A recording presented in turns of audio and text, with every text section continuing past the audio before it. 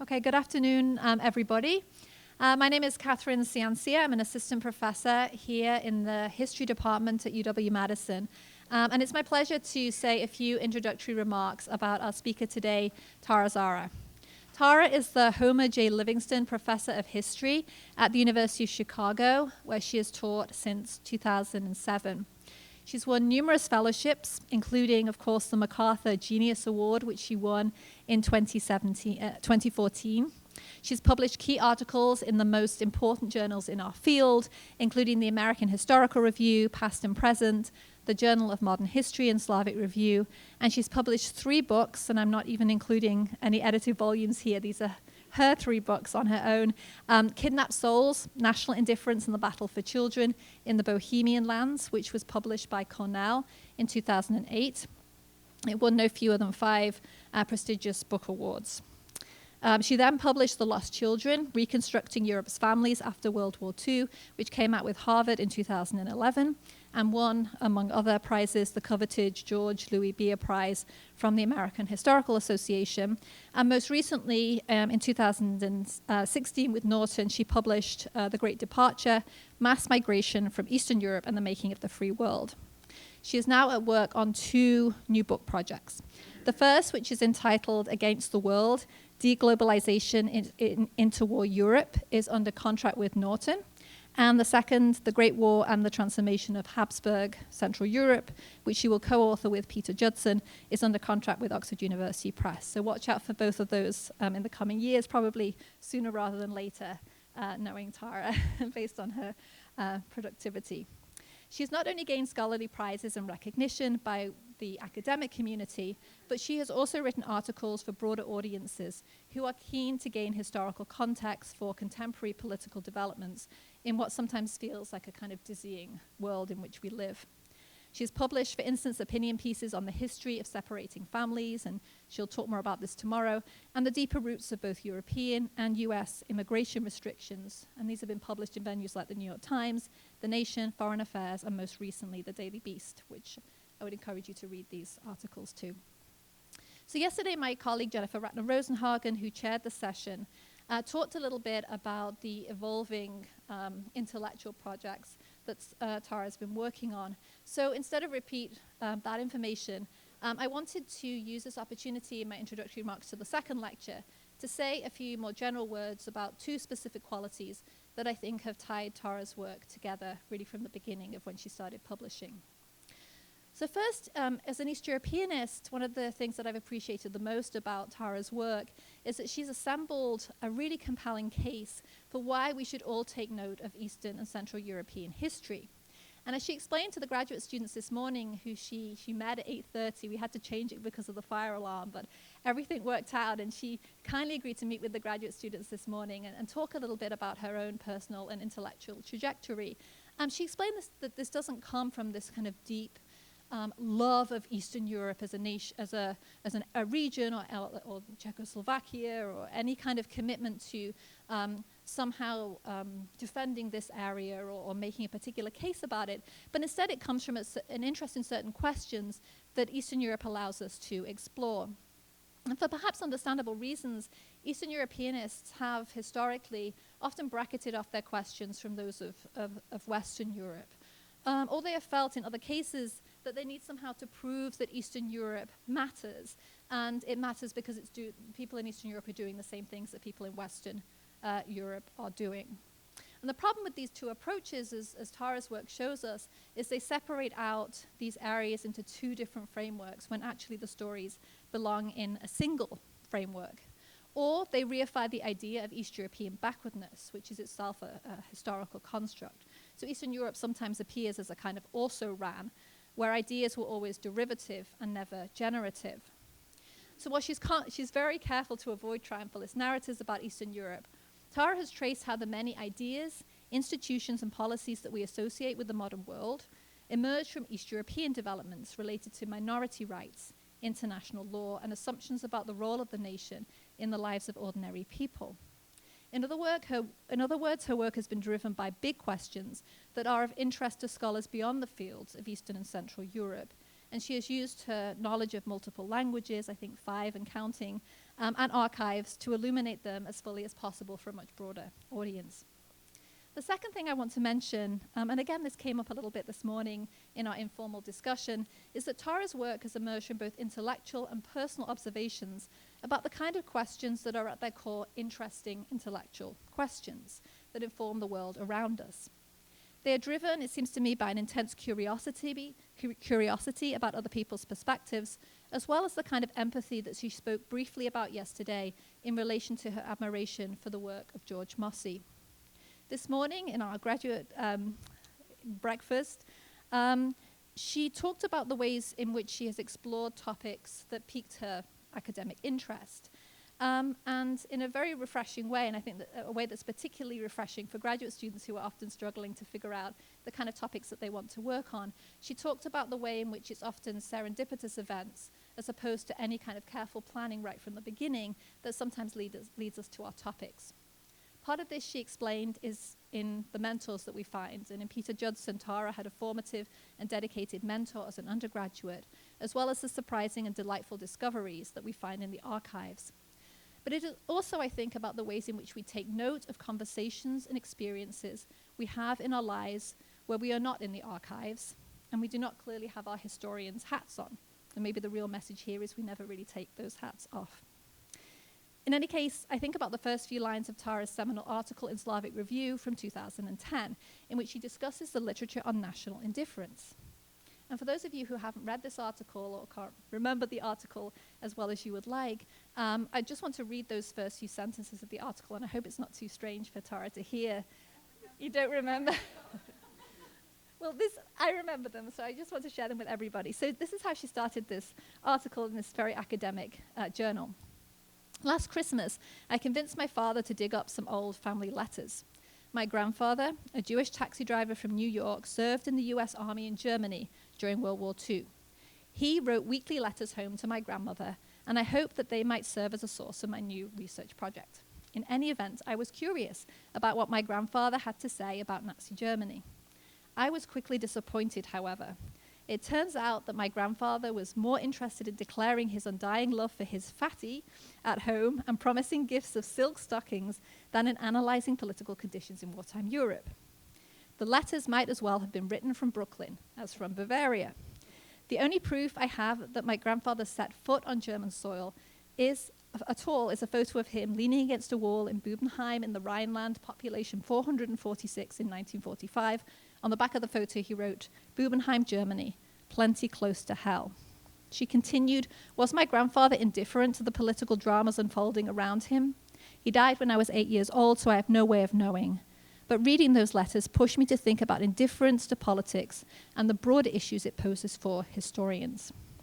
Tara's questions are generated by listening to the people in her sources, even when those sources are found in the family basement or the attic, rather than in a state archive in Bohemia or Washington, D.C. I think this sensitivity to the voices in the archives came through well in the talk that she delivered yesterday, the first of the 3 2019 George L. Mosse lectures, all of which relate broadly to the theme of how migration has made the modern family on the subject of runaways. Tomorrow, same time, same place, she will deliver her third and final lecture on separated families.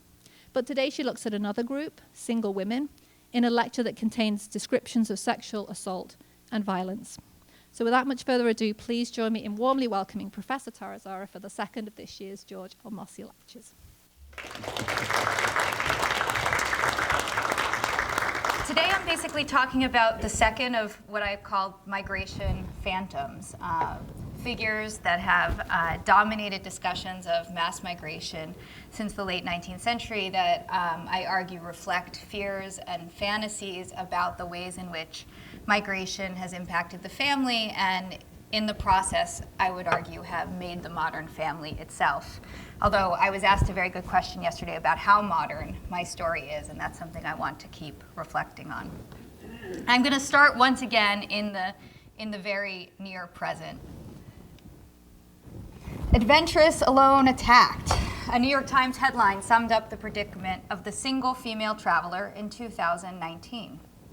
Quote, "The number of female solo travelers has skyrocketed, but but amid Instagram-worthy escapades are tales of violence and death, raising questions about how the world is greeting women who travel alone.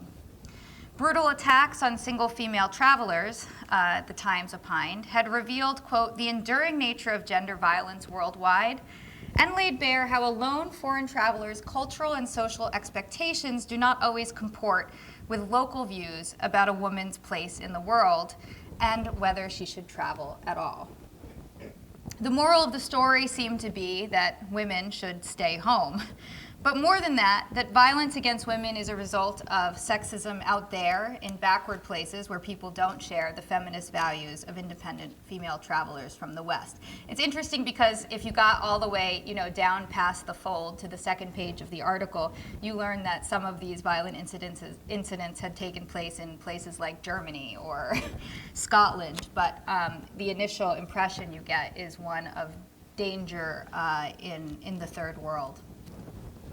While the subject here is tourism, this 2019 article echoes a theme as old as mass migration itself. Mobility for single women is dangerous, even life-threatening. The imagined threats have changed somewhat over time, from human traffickers to shady Airbnbs. But in the societies most affected by both immigration or emigration, and by, I would argue, mass mobility in general, stories of victimized single female travelers have consistently represented the imagined and real threats posed by mass migration and globalization more broadly. And so the single woman is the second migration phantom that I would argue has made the modern family. I'm drawing here on the work of your own Mary Lou Roberts, who I don't think is here because she's sick, but she really first demonstrated the ways in which single women became the focus of anxieties about an unsettled gender order, and in her work focusing on interwar France in her first book. Not surprisingly, single women seem to represent crisis everywhere they are found, and especially if they are found alone on a steamship bound to the New World. This imagined crisis or panic really, stems from the ways in which the very idea and practice of mobility is gendered. Historically, women have typically been imagined to be sedentary. In many cultures, they have symbolized homes and homelands, sedentarism, and security. In reality, of course, women have been migrating for centuries, locally or regionally, as well as internationally, for work, family, religious, and political reasons. But that has not made unsettled women any less unsettling. At the turn of the 20th century, more women than ever were moving greater distances. In 1900, almost 40% of new arrivals to the United States from Europe were women, and 46% of the European immigrant population in the US was female. The percentage of women among Italian immigrants to the United States had increased from 15% in the 1880s to around 35% on the eve of the First World War. And at least 700,000 Irish women emigrated on their own between 1885 and 1920. I apologize for the way I'm using slides. I said this earlier. I'm largely using them as illustrations, even though they beg for more analysis. And I'll be happy to go back to some of the illustrations in the Q&A to talk about them more. But here you have some images of women at Ellis Island. The rise of female mobility fueled sensational reporting on the physical and moral dangers to female travelers, as well as new forms of international social protection. This kind of carries over a theme from yesterday, the way in which anxieties about mobility or migration phantoms has generated new international organizations and international forms of cooperation, and new measures to restrict and limit female mobility. Journalists, experts, and officials tended to cast strangers in strange lands as the greatest threat to female travelers, and the sex trafficker as the most nefarious villain. These discussions, however, obscured several realities of single female migration. First, female migrants were fundamentally more likely to experience violence and exploitation in their own homes and workplaces than at the hands of sex traffickers. Second, women were far more likely to be trafficked as wives, caregivers, or workers than as prostitutes. And third, in spite of these risks, as I suggested already yesterday, many single women chose to migrate anyway for reasons precisely linked to their gender. Some sought economic or social independence. Others became breadwinners for family members at home or in their new homes. Some actually hoped to escape restrictive gender norms. Others emigrated precisely because they hoped to fulfill gendered expectations of marriage and child-rearing, but wanted to do so more on their own terms. Not all of these women, in fact, probably most of these women, did not necessarily find what they were looking for. But in order to understand why single female migrants have captured so much attention from governments, social reformers, journalists, and experts historically, we need to consider two related stories. First, the many ways in which anxieties about mass migration were gendered. And second, the possibility that migration did in reality disrupt and transform gender roles. This is not to downplay the misery of homesickness, the exploitative conditions on sweatshop floors or in domestic service, the extent to which single women remain subject to patriarchal authority and vulnerable to abuse. But like runaways, single women have confounded the conventional categories that are used to classify migrants and analyze migration. Like runaways, they have represented both the dreams and the nightmares attached to mass migration, and in the process of moving have transformed the modern family. I'm going to show a number of images from a kind of the white slavery, so-called white slavery panic, sex trafficking panic of the early 20th century. Again, I'm not going to spend much time talking about the images, but I would be happy to later on. Actually, this one is particularly interesting. I'll talk about how railway stations in particular were seen as sites of danger, as well as cafes. And these images show traffickers seducing women in those two venues. There is a huge amount of excellent work on the history of prostitution and the moral panic around sex trafficking. So I'm going to focus on just a few key points here that are relevant, I think, to the broader discussion of single female mobility. First, it's not coincidental that the sex trafficking panic at the turn of the 20th century coincided with a period of both intense globalization and anti-globalism. At the peak of the moral panic around the sex trade, any and all single female migrants came to be seen as potential victims. Austrian Jewish feminist Berta Pappenheim, who also happened to be Freud's Anna O., traveled to Austrian Galicia in 1903 to gather information about sex trafficking there.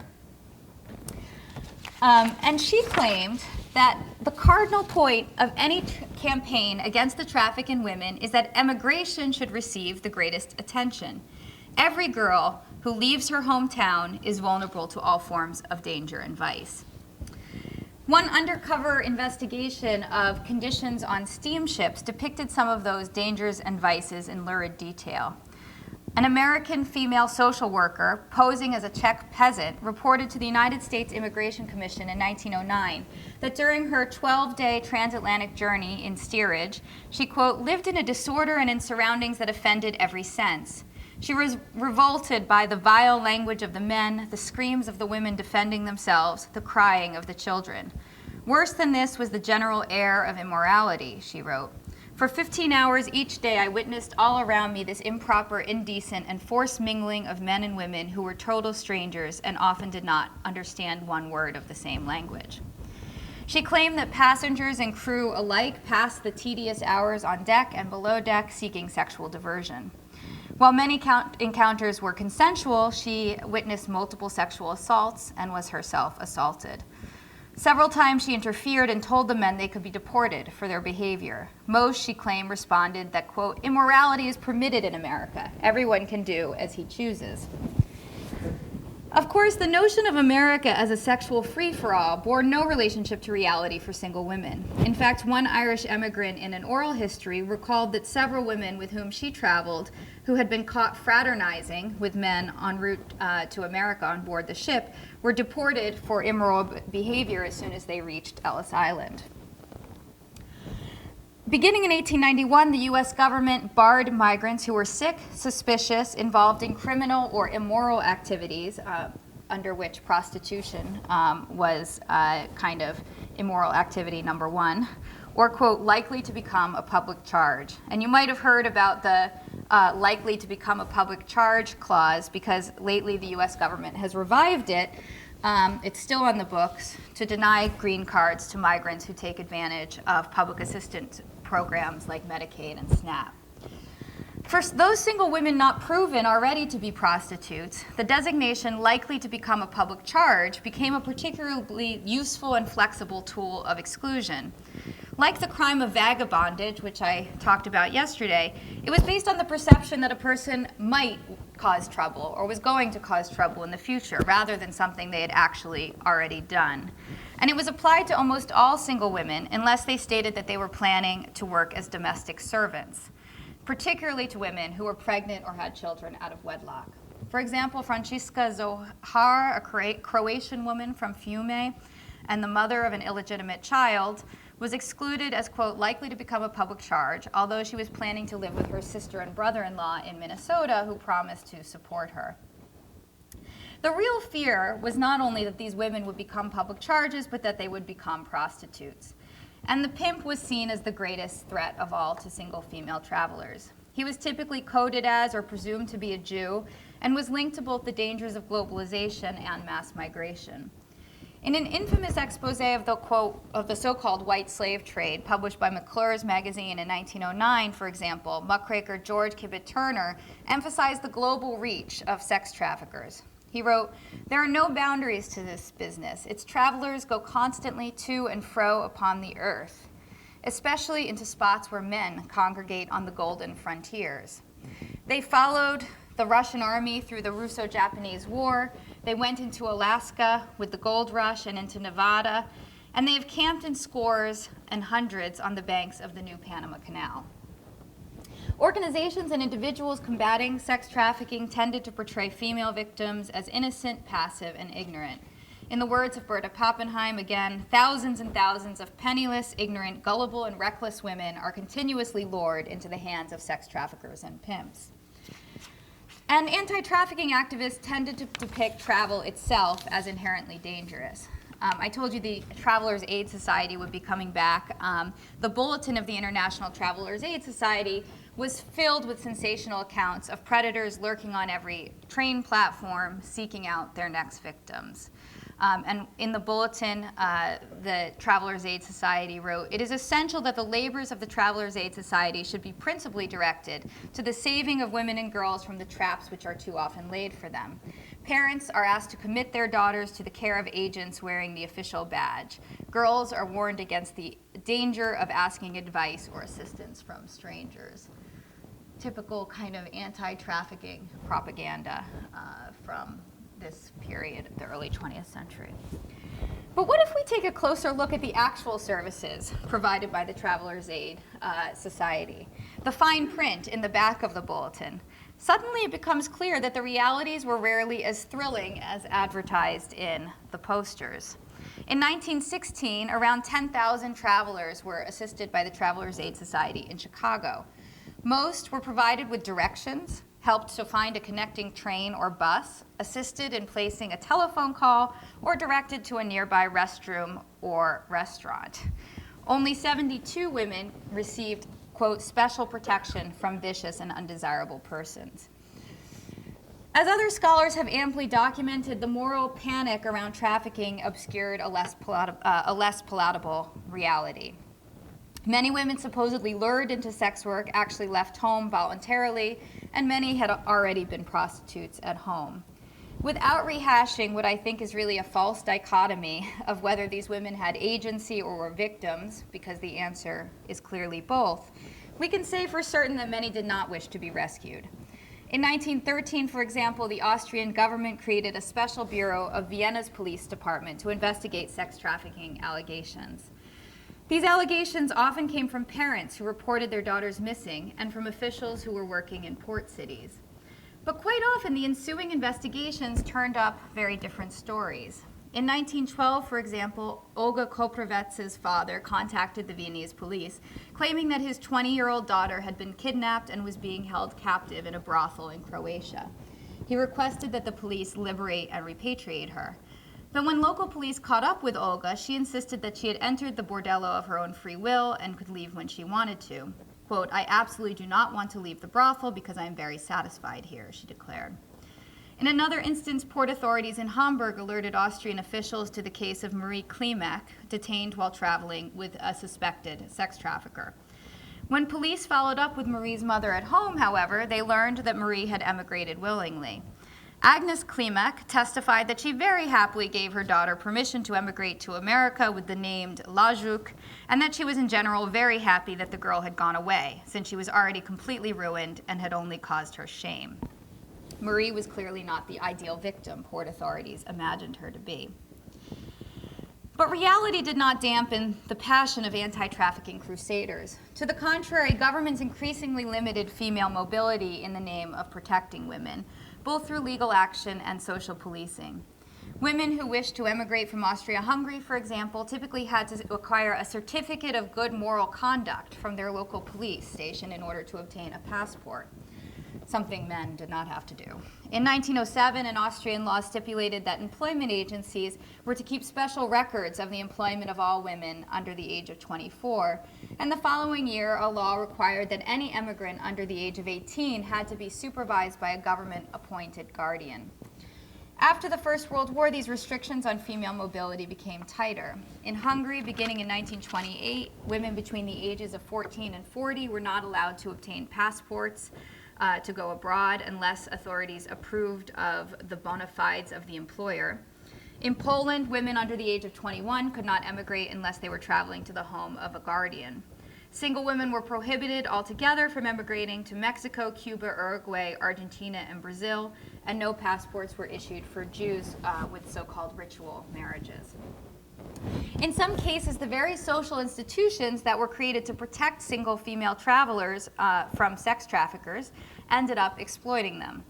On Ellis Island, social agencies and associations were permitted to station what were called delegates or representatives. And these delegates were basically there to help travelers.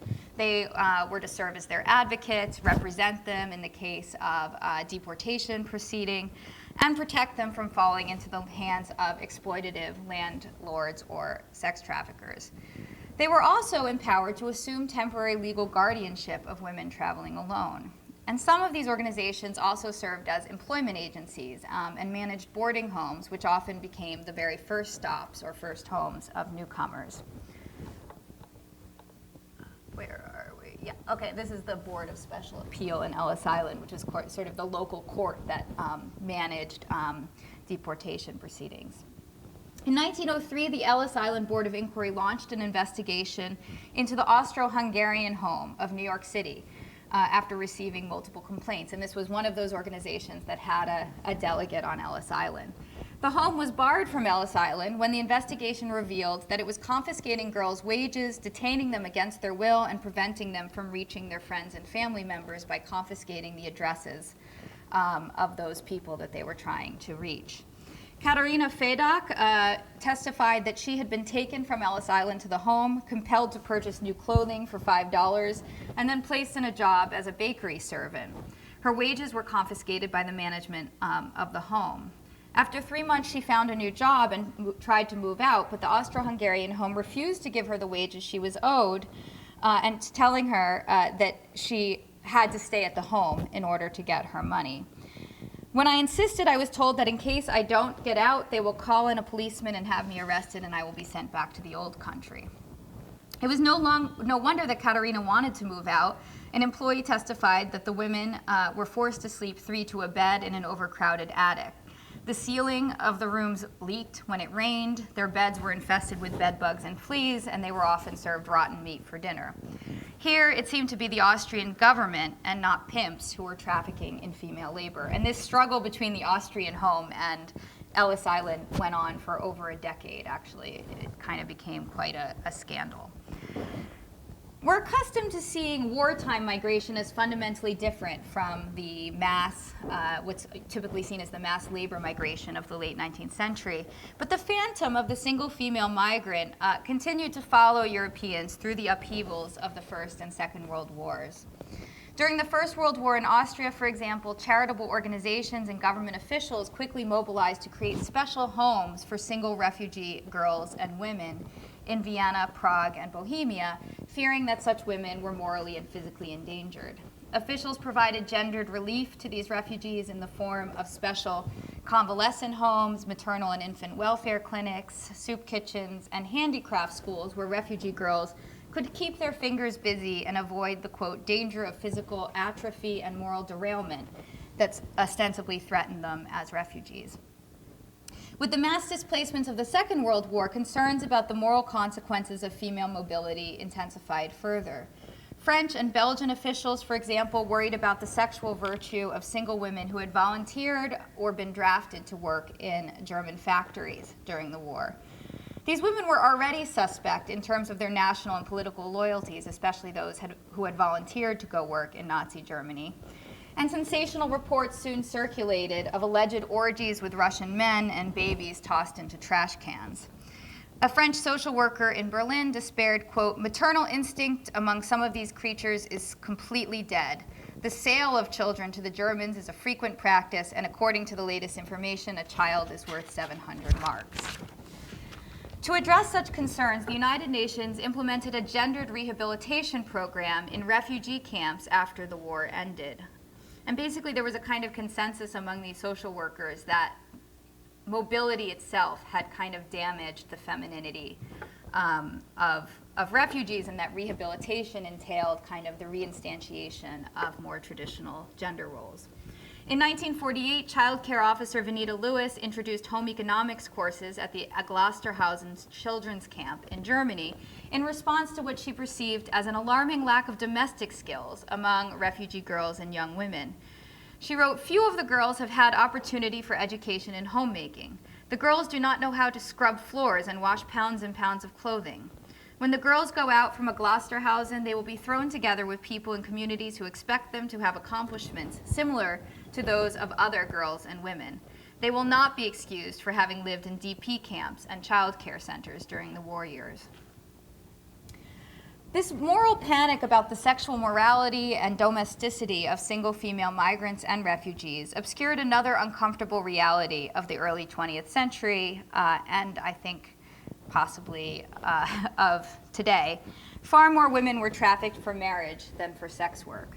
In the United States, this was neither illegal nor necessarily condemned, so long as the so-called picture brides were European and not Asian.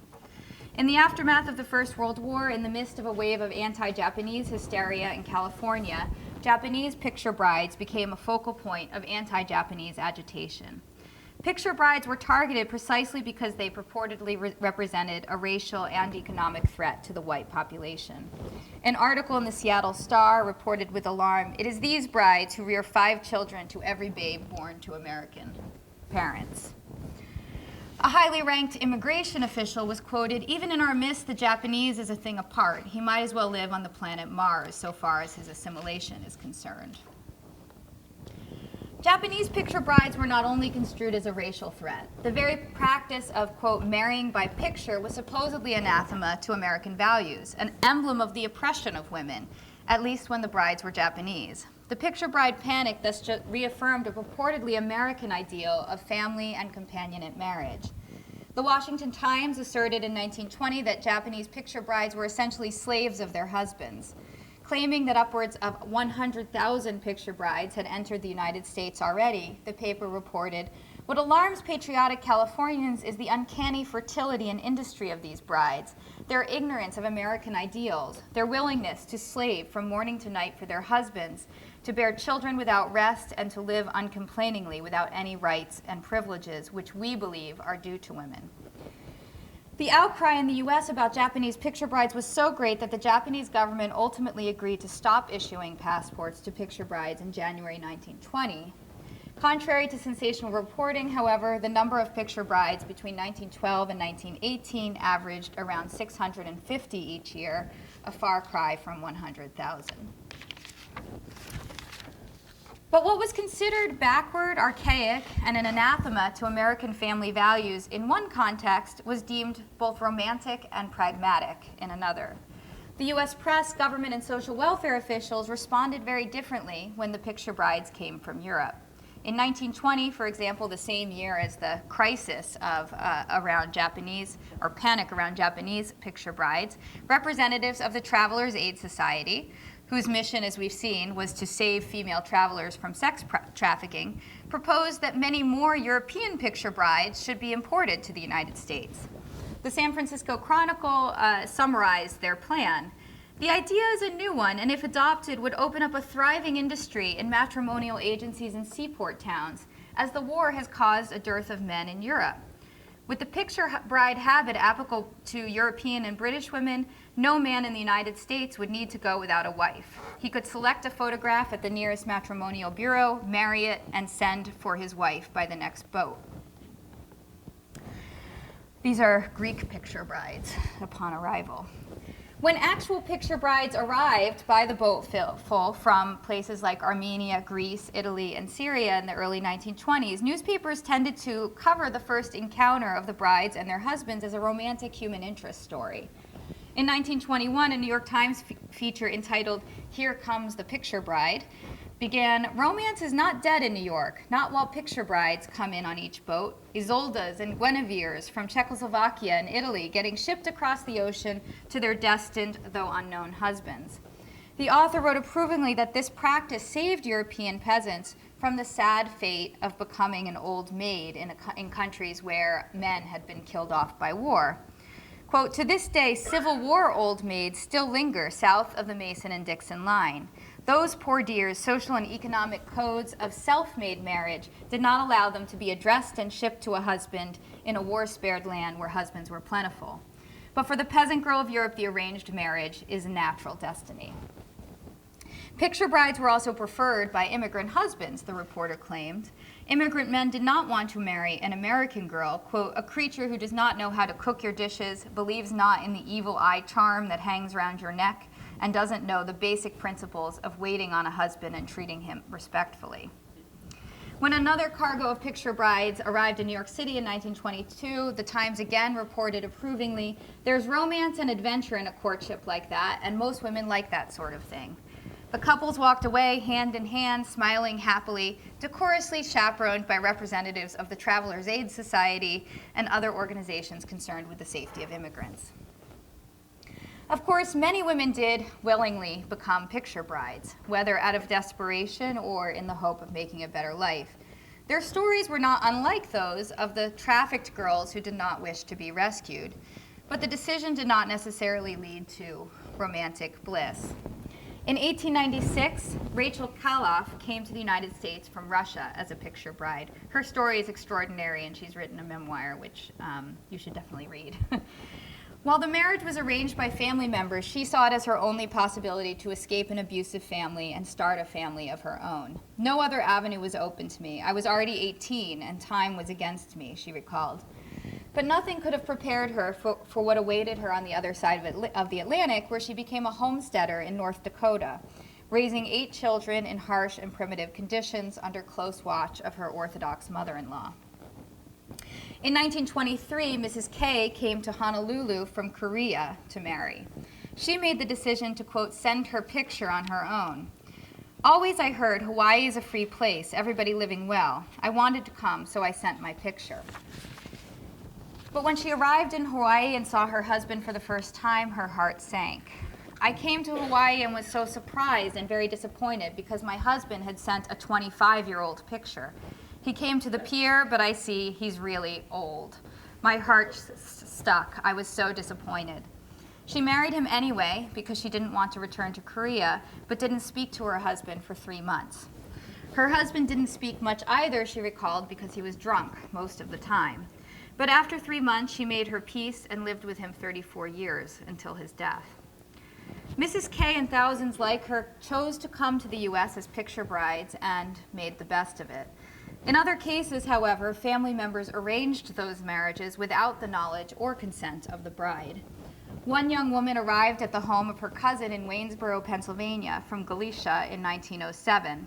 That evening, a young man appeared, and her cousin yelled out to him, "Michek, your wife has arrived. Come see her." The woman recalled, "I was dumbstruck with fear. I didn't want to get married except in my village." But she eventually consented to the marriage anyway, knowing it would be an unhappy one. Stories like these frequently appeared in the Jewish Daily Forward's advice column, A Bintel Brief, which I drew from yesterday. One woman who signed her name Unhappy wrote that her mother and stepfather decided to marry her off to her stepbrother in America at the age of 17, but didn't find it necessary to tell me about it. When she arrived at Ellis Island, someone asked her and her stepbrother to hold up 2 fingers. A man said something, they told us to kiss each other, and they let me out. Only when she was brought to her stepbrother's bedroom did he inform her that he was now her husband. I thought he was joking, but soon realized that he was serious and began to protest with all my might, she wrote. It's impossible to live in the same room with him because I have no more strength left to fight him off. I am almost out of my mind with worry. I think it's safe to say that wife trafficking was far more common than sex trafficking in this period and widely accepted. Likewise, sexual abuse and labor exploitation at home and work were far more common than the sensational stories of sex slavery that sold tabloids and generated international outrage and international campaigns. For example, a large number of East European agricultural workers employed in interwar France were single women. They were seen as a highly desirable labor force. East European authorities were extremely concerned about protecting the moral and sexual virtue of these women, young and often away from home for the first time. In 1930, the Polish government threatened to prohibit all female emigration to France unless Polish-speaking social workers were deployed to the countryside to monitor these female migrants. And at the same time, consular officials of East European governments, Czechoslovakia and Poland and others, closely monitored the behavior of single female migrant workers. Julie Shalmikova, age 18, arrived in France alone from Czechoslovakia in January 1938. That summer, she received a reprimand from a consul. The consulate of the Czechoslovak Republic in Strasbourg has been informed that you go out every evening and return late in the night. On July 14, 1938, you were out until 5 a.m. You are consorting with 3 young men, and your behavior is inciting scandal in the community. If you are deported from France for your bad behavior, you should not expect this office to provide you with any assistance. Social workers and consuls were generally concerned about the sexual comportment of female workers during their very limited leisure time. The real threats, however, were typically found in the workplace. Julie Duval, a social worker stationed in the Loire region in France, received letters from East European women in her district complaining of hardships ranging from loneliness to overwork to rape and unwanted pregnancies. Veronica, a 25-year-old farm worker, appealed in desperation on behalf of her younger sister, who worked on a nearby farm. She wrote, I received a sad and painful letter from my sister. They wanted to force her to become a whore. She tried to defend herself. They beat her horribly and she was bleeding. They locked her room and will not leave her alone. She wants to kill herself. Dear Madame, you must do something about it and liberate her from this job because she came here to work and not to suffer. The number of actual cases of sexual assault was surely higher than those reported, and what I was surprised at in looking at this archival collection was quite the number of reported sexual assaults. Many of these women only confided in Duval if they became pregnant. A young worker named Victoria wrote, quote, I came to France in 1928. I worked for an old widow. He promised to marry me and wanted to sleep with me. I could not defend myself, and now I have a 6-month-old infant. She was alone without a job or any source of support. More mundane forms of overwork and exploitation were also commonplace. Duval herself reported that, quote, employers who are very kind to French workers are much less so with the foreigners, who are seen a little like slaves attached to their homes for a year. Sexual assault at the hands of relatives and employers was clearly far more widespread than sex trafficking, and this affected non-migrants and women who migrated with their families, as well as single women migrating alone. But it did not generate international outrage, conferences, League of Nations commissions, or laws. In a letter to the Bintel Brief, one recent emigrant from Russian Poland wrote about her experiences working in a shop in Vineland, New Jersey. In this shop, there was a foreman who was an exploiter. In spite of the fact that he has a wife and several children, he often allows himself to have fun with some of the working girls. And woe to any girl who doesn't willingly accept them. Though my few hard-earned dollars mean a lot to my family of 8 souls, I didn't want to accept the foreman's vulgar advances. He started to pick on me, said my work was no good, and when I proved to him he was wrong, he started to shout at me in the vilest language. Much of the Me Too movement has been about ending silence about sexual harassment and assault, but what struck me reading these sources is the extent to which women in the past may not have been as silent as we imagined, even if no one was listening. Stories like these are everywhere in the archives if you look for them. And yet, as much as female migrants were vulnerable to and experienced abuse of this kind, we also have to consider another possibility obscured by the sex trafficking panic. Many women, like Mrs. K, emigrated by choice because it seemed better than the other alternatives that they had.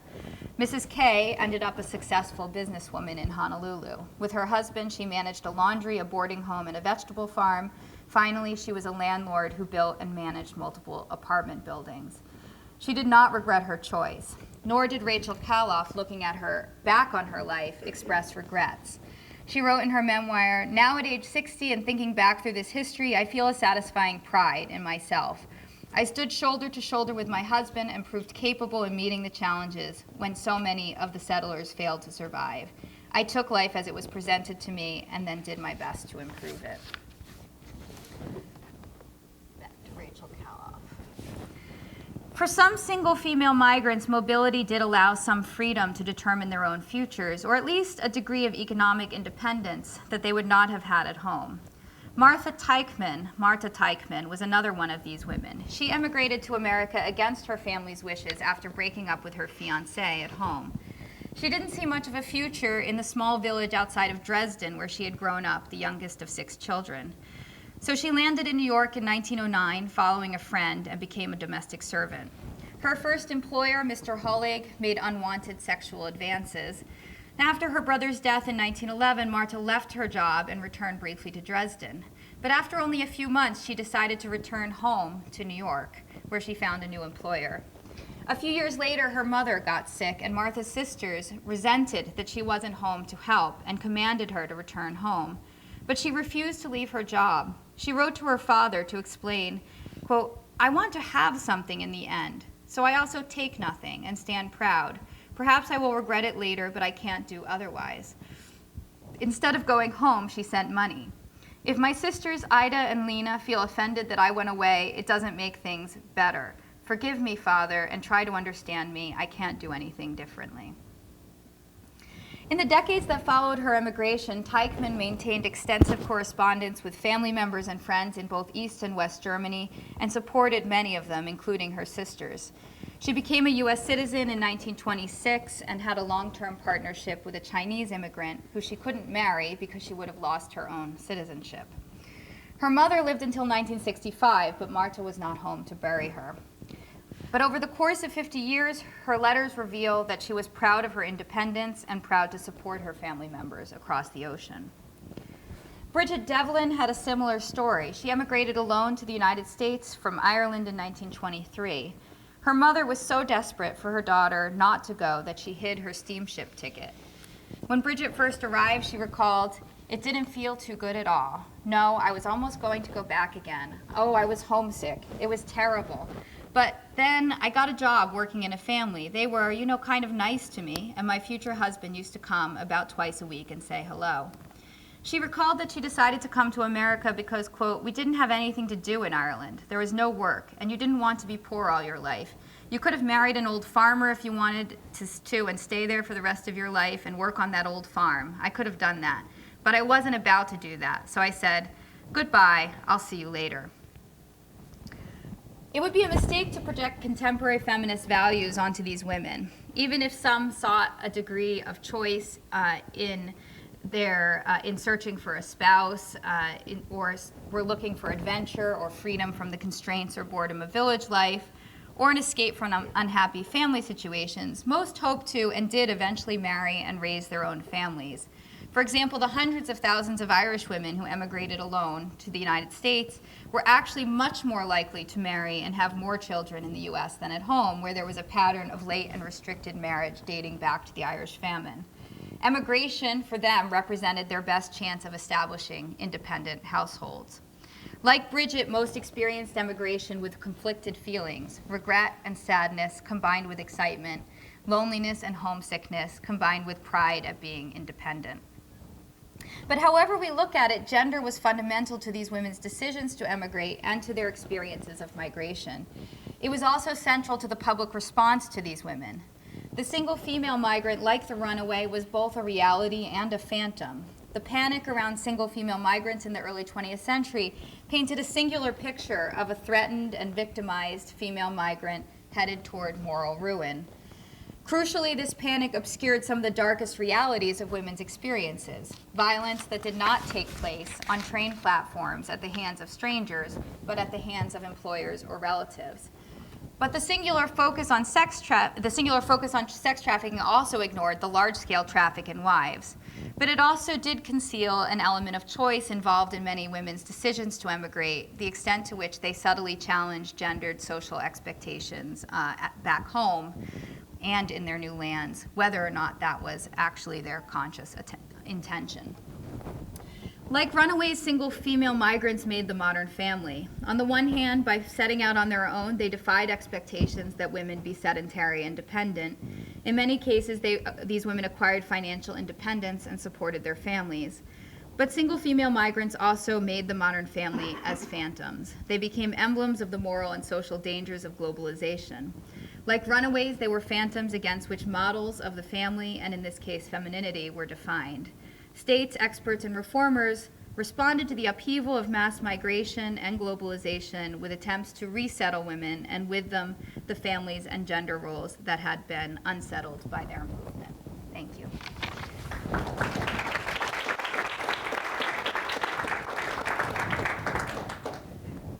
Okay, so we have plenty of time for questions.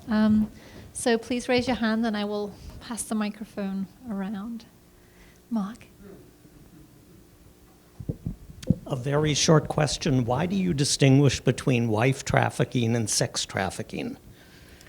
Well, I'm not, I'm trying to call attention to the similarity between the two, but arguing that people at the time distinguished between them, that there was a panic around sex trafficking, but no panic about wife trafficking, unless it was a racial panic about the infiltration of Japanese. And I mean, that's where I kind of see an irony or a hypocrisy.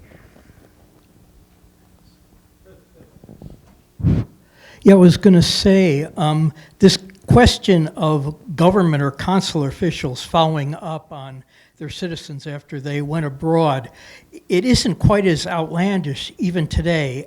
As an example, I believe the Russian government during the 90s or early 2000s was insisting on its right to inspect the families where Russian children that were usually adopted from orphanages there were brought over to the U.S. and then placed with families. And the Russian government wanted to continue to monitor them, allegedly out of concern for the well-being, but partly some experts think it was just as a way of protesting the fact that the American adoption agencies were complaining about the conditions in those adoption hospitals from whence the children came. So it's a practice that continued for many years afterwards. Mm. Yeah, that's an interesting example. I would say, one thing I would just say methodologically is that I know Kathryn's next project is going to be in part about consuls, Polish consuls abroad, and I think that's a great move because consular archival records are an amazing, I think, underutilized source for social history, actually. You can find all sorts of things because whenever anybody gets into trouble, they contact the consul, and at the same time, as you mentioned, consuls are involved in all sorts of surveillance activities. So I found consular records to be an incredibly rich source in my work on migration, but I think they could be used in research on other topics as well.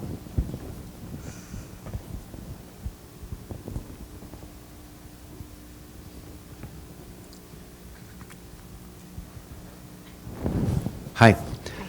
In addition to the very challenging cases of coming over via trafficking and forced work conditions here, mixed reception, the kind of thing that's continues to occur. Do you have have you run across a lot of examples of women who came over of their own volition and were able to just find jobs and successfully integrate into society, form families, that kind of thing? Yeah, Martha Teichman, who I talked about briefly, I felt in some ways I was using as a stand-in for that story. That's kind of probably the most common story. she was a character that I focused on a bit in my a real person that I focused on in my research a bit because she was an incredible letter writer and kept all of her letters.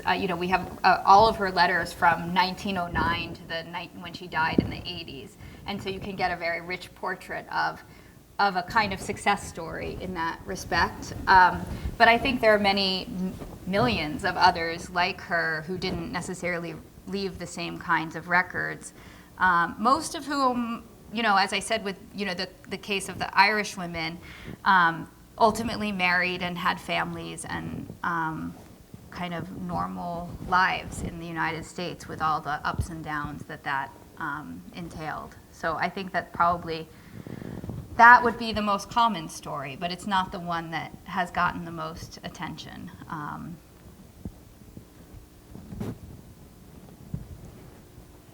Oh, hi, thanks. I have to confess I missed the beginning of your talk, so anyway, that teaching thing. But what I wanted to ask you is when you use the phrase at the end, the modern family, so I'm trying to get exactly what it is you're trying to do. You're taking examples from all over the place and arguing that migration and anxiety about certain kinds of migration is constituting the modern family, if I understand correctly. So I have kind of a couple questions. What do you mean by the modern family? Yeah. Why is migration so integral to your definition of it, since anxiety about women who aren't under sexual control is, I work on an earlier period, it was present then. So are you saying that this anxiety is accentuated? Maybe you said this at the beginning, in which case I apologize, but that the anxiety is accentuated by the nature of migration that takes place in the modern era? And then I just kind of wondered how you define the parameters, since you are impressively all over the place, but so many arguments about the nature of family are made in specific historical contexts to do with specific moments of historical change or location. So it seems like you're making a lot of moves that are trying to break away from those things, and I just wonder, apologies again if I missed it, but if you could be explicit about what it is you're trying to do that way. Thank you, yeah. The question about how modern the story is one that I got yesterday as well, and it's it's an excellent question that I'm still mulling over, and I'm not sure I have a great answer to it yet. But I think what I'm trying to say, and this is partly coming. One of the other book projects I'm working on is to do with anti-globalism and deglobalization in interwar Europe, and one of the things that's really struck me in doing research for that project is the extent to which globalization in all its forms, but especially mass migration, the kind of mass migration that accelerates in the late 19th century with the steamship, the telegraph, cheaper fares, and so on and so forth, is associated precisely with a disruption of the family and gender roles, and that's a huge preoccupation of everybody who's in the sort of migration business, from social reformers to government officials to religious authorities to migrants themselves, who kind of worry about the problems of their own family lives, and in some cases experience mass migration as in some cases migration destroys their own families, in some cases it helps them to make new families. But it's a major preoccupation, and what I'm trying to get at here by looking at these three different, what I'm calling phantoms, the runaways, the single women, and separated families, is the way in which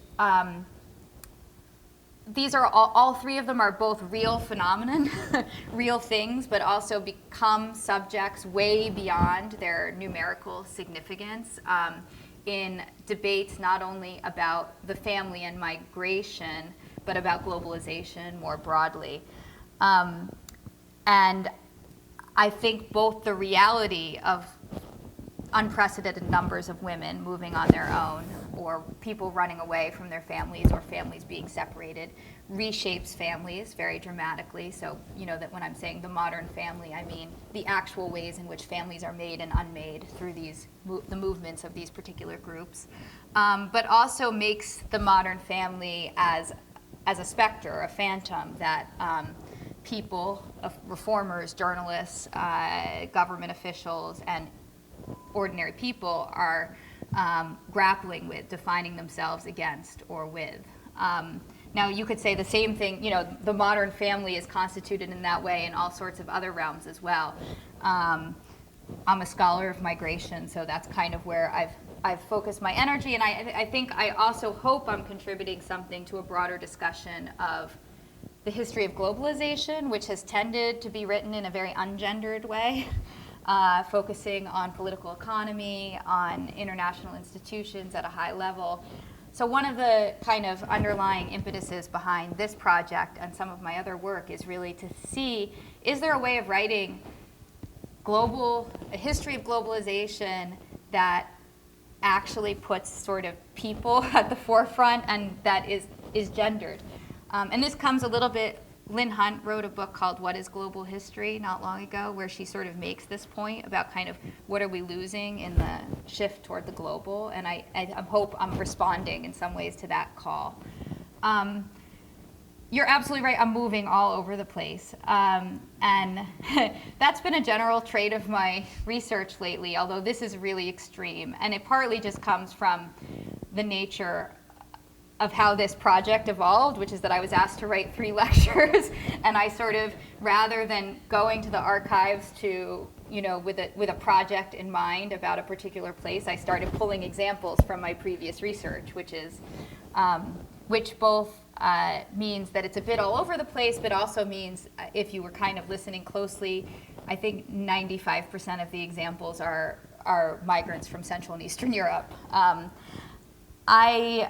And then there's a very strong US component to this story. I think, assuming I continue to work out these ideas, one of the things I'm going to have to think more about is precisely that question of how specific to particular times and places these ideals of the family are.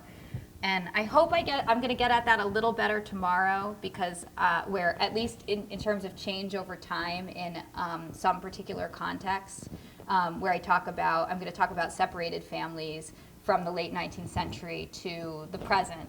And I mean, huge scope, so I'm going to miss a lot in trying to do that, but hopefully we'll be able to draw out some more specificities of particular times and places. But we'll see how successful I am.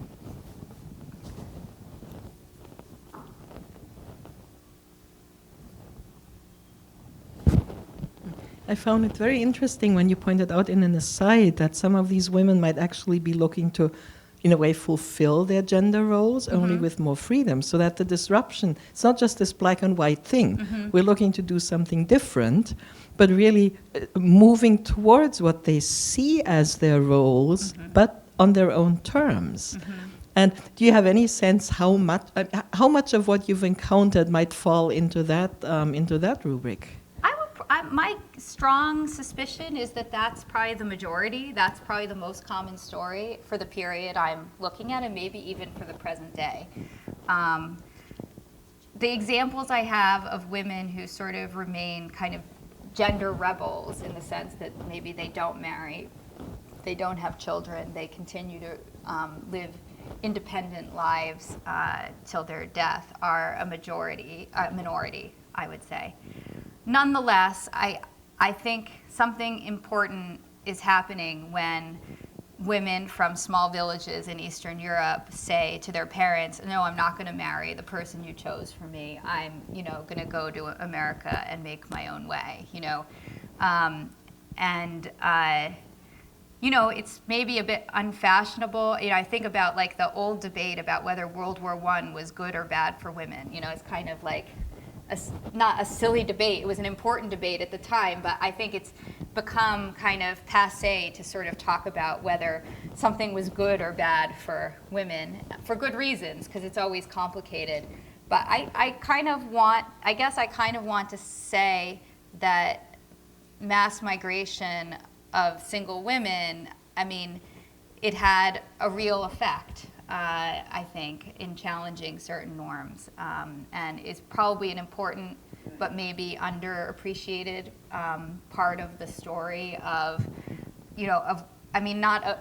people have written about female migration before, so it's not that it's a non-studied topic, but maybe an underappreciated part of the story of female emancipation over the course of the last 2 centuries. I don't know how far I'm willing to go in upholding that claim, but it's something I've been thinking about as I was writing these talks.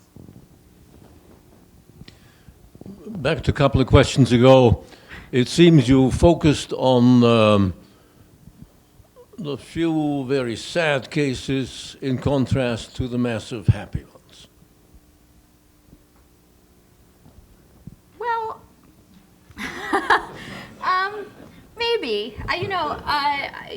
I think really what I was trying to do is say that in this panic about the mass migration of women, about migration more gendered, in this gendered panic about mass migration and mobility, there was a lot of focus on sad cases, but I'm kind of arguing the focus was on the wrong sad cases. And so what I was trying to really do was sort of contrast the sort of rhetoric presented by the sex trafficking panic with a kind of other sad reality that wasn't getting as much attention. At the same time, I mean, basically, I think I would stand by the argument that, for the vast majority of unnamed women, things turned out okay, So, and I maybe I should have used more examples of that kind, of, more of the Martha Teichmans and fewer of the, Julie Shalminkovas. But I don't want to, this is such a complicated topic and people's experiences are so individual that I don't want to overgeneralize in either direction. So I'm trying to find the right balance.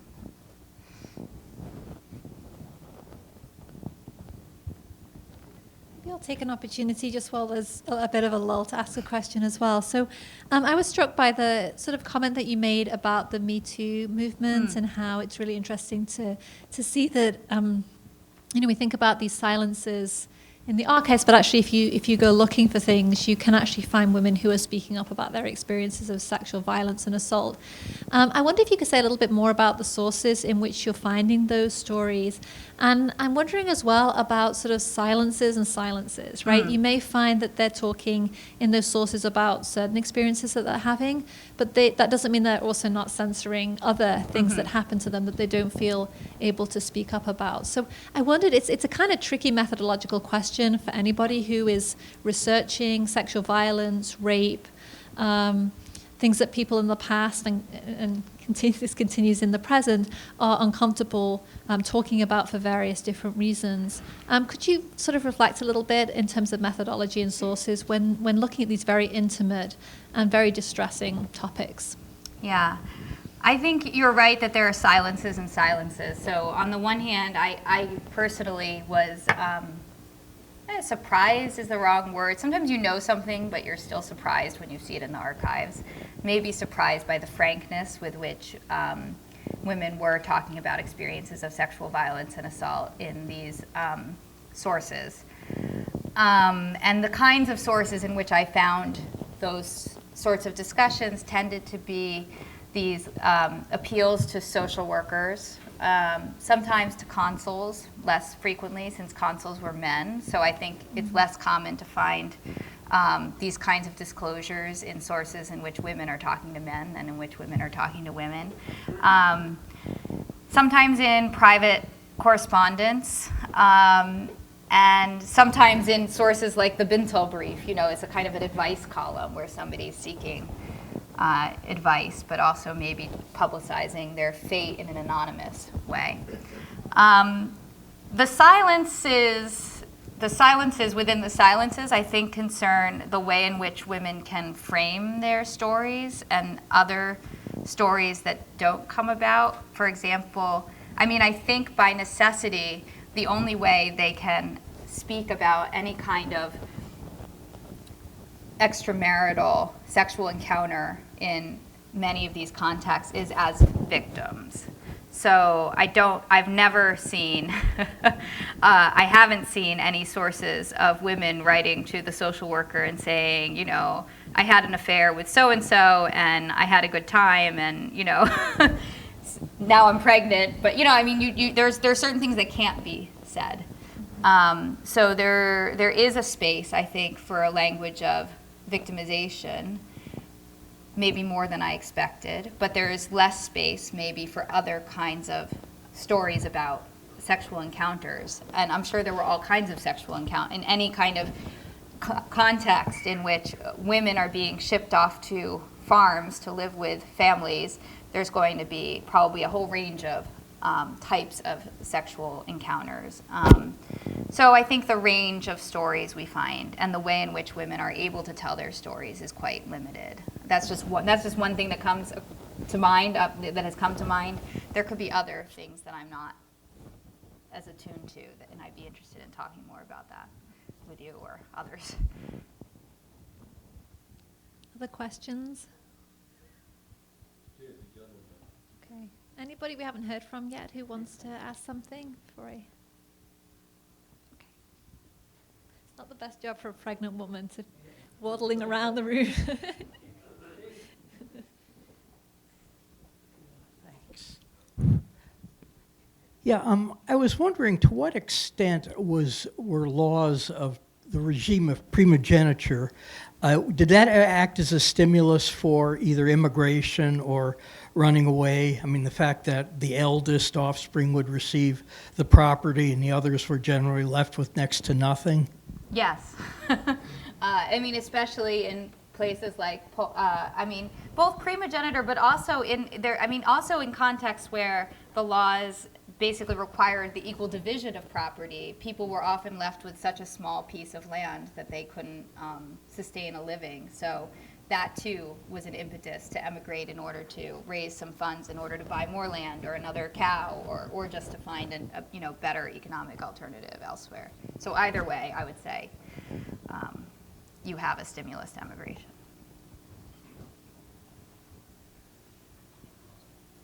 I'll ask a question. You had talked about essentially sort of migration as important, obviously, to generating ideas about the modern family, and these ideas all largely are sort of traveling in the direction of the United States. I wonder if sort of how's the circulation work on the other half of the circle back in Eastern Europe? Yeah, I mean, I would argue, maybe I probably didn't pay as much attention to it here, in part because it's something I focused on more in my last book, but it's just as much a factor back at home, at least I think I can say for sure in the former Habsburg Empire and Italy, which I know pretty well at this point, that emigration and the migration of single women in particular, but also the separation of families, also the phenomenon of the runaway, is creating a debate about, not only a debate, not only a kind of set of discursive anxieties about the family and how it's being reshaped, but also concrete, I mentioned maybe too briefly, but concrete laws, right, that restrict female mobility or that kind of try to immobilize people, for lack of a better word. And I would say, there are all sorts of things driving those sorts of restrictions on mobility, but anxieties about the breakdown of the family are certainly kind of up there on the list. So at the same time, if you want to look at the level of social history, I think it's certainly true that, but harder to trace, that, particularly given the extent of return migration, which was 30 to 40% among Central Europeans at the turn of the century, people were bringing ideas and practices back home with them. So there's a kind of, and you see a lot of commentary about this as well, that, for example, the Austro-Hungarian government, or in interwar Poland, the government saying, these families are going to America, and when they come home, they have these newfangled modern ideas about gender and the family. And some of that is a fear or an anxiety, but some of that is probably real. And you can kind of get at that a little bit through memoirs and oral histories and letters, sort of people saying, like, I went to the United States and I had this and that experience, and I'm not willing to go back to the old way. Or Or the opposite. I went to the United States and I was really lonely in, the cities where I didn't have the support of my friends and family, and I couldn't wait to go home. So there's a mixture of experiences, but I think it definitely, the kind of making the modern family aspect of this story goes in both directions. Okay, I think we have time for one more. Maybe Marla, because she hasn't spoken yet.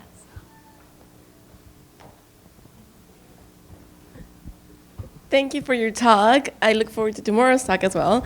But I had a question about the construction, your understanding of the construction of the family. Is it always heterosexual, or are there families that are same-sex couples, or families that are composed of a mother and children, or a mother, children, and grandmother? Or is it always a marriage of a man and a woman? Well, I think when I talk about making the modern family, I'm often talking about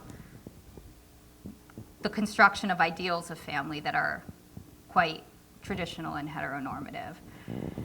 But migration also makes other kinds of families, both legal and non-legal and other forms of family.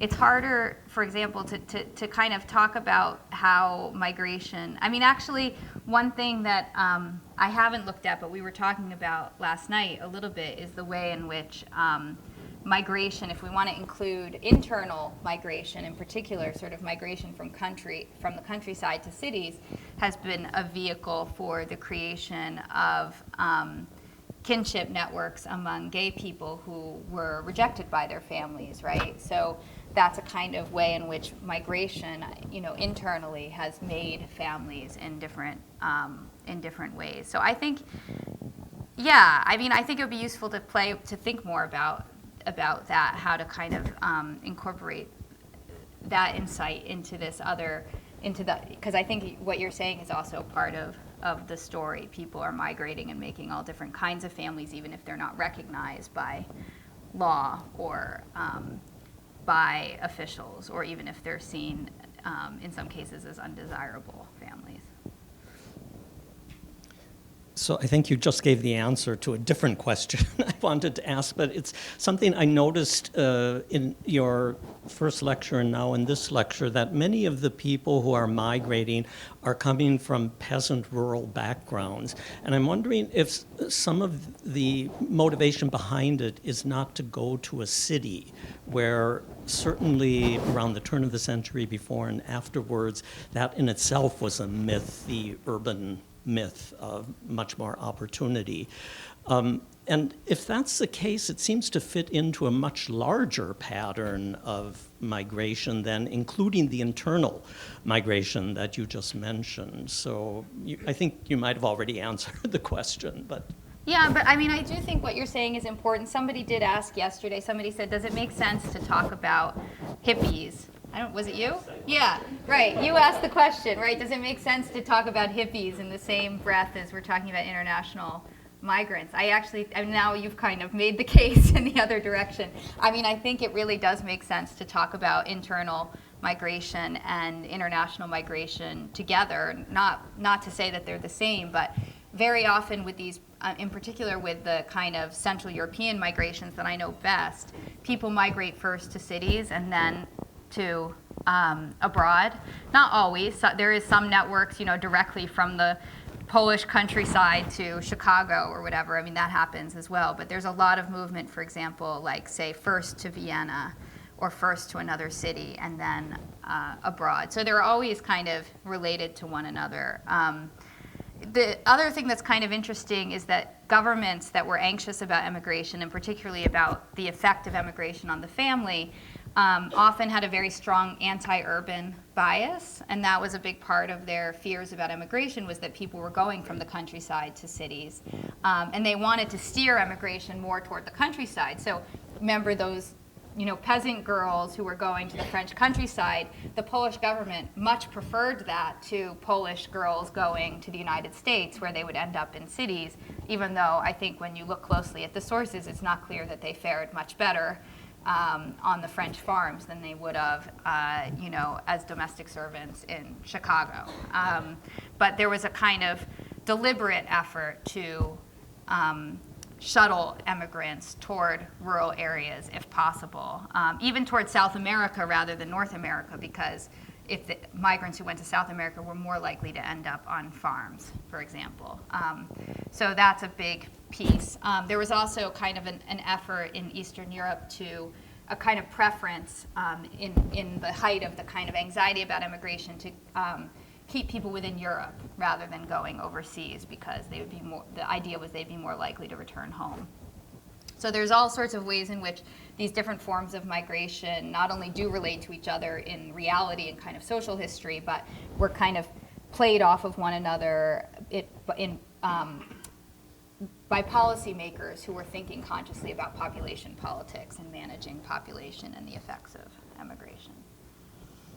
Okay, well, thank you, Tara. I think we've asked you enough questions for today, and you have to save some energy for the third lecture tomorrow, which is here at the same time as today. So once again, thank you very much. Thank you.